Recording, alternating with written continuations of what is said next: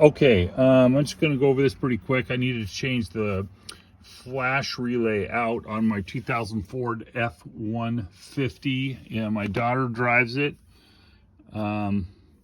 Anyway, flash will work sometimes and other times it doesn't work.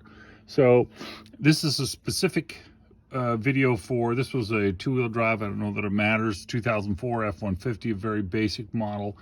The flasher unit is on the left of the steering column back in here. There's two panel covers that were on here. One is the steel one. There's a couple tabs that insert there, and then there's four of these leg bolts, and these guys are an 8mm. That's directly over that. Then over that was the plastic cover.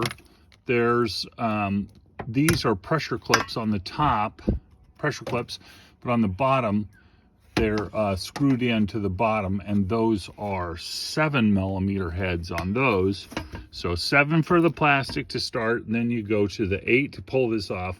Then the unit is blue, and it's sitting over here, and it's got a little pressure clip, and it's pressure clipped into a little spot right there on the rail.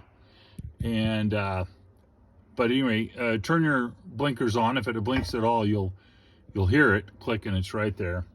And then, of course, like everything else, every single pressure clip in a Ford and probably every US manufacturer is different.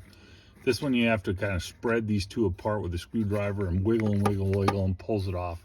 And here is the relay on this. So I guess that's all one piece.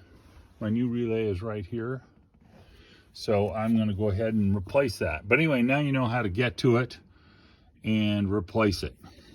Good luck.